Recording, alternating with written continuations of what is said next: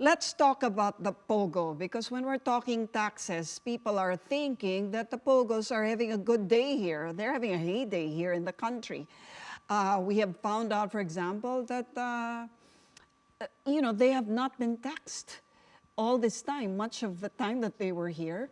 And yesterday, some figures came out that show that the net inflow from taxes from POGOs is actually just at 7 billion, representing only 0.003% of the budget, of the national budget.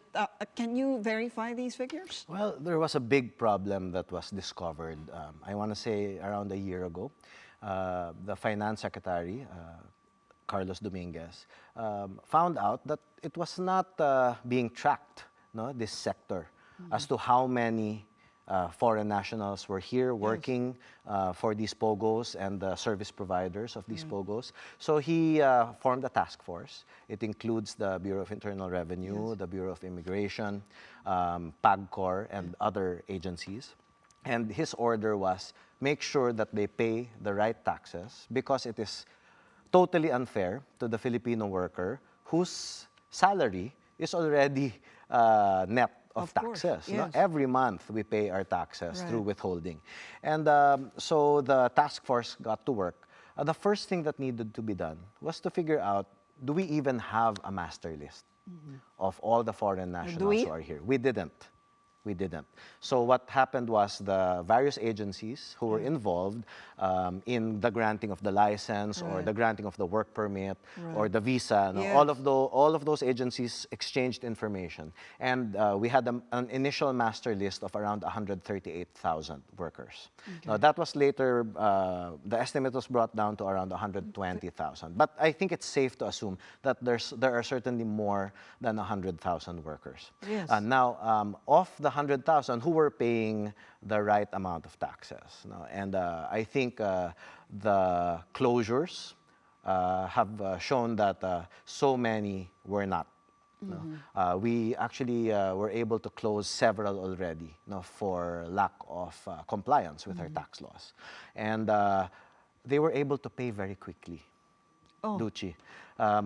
After a couple of days of negotiation, checks in the hundreds of millions were issued in payment of taxes. But there are also suggestions that I think the BSP is now saying that it's a high-risk gamble, in the sense that there's money laundering that could happen through the POGO. So ultimately the question is it worth it that we're letting in these POGOs here?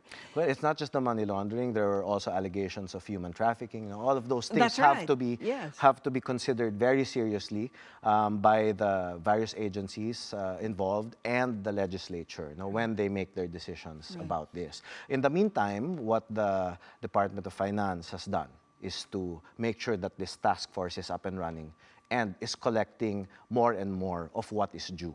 Okay. Okay, the reason I'm asking this is because of, again, we go back to the COVID scare, no?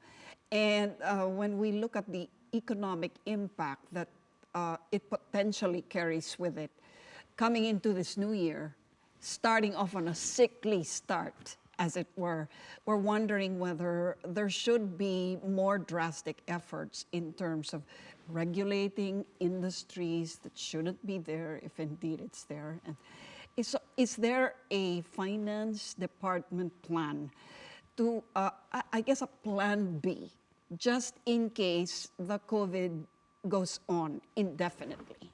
Well, the lead agency in terms of addressing the most hit sector is the Department of Tourism.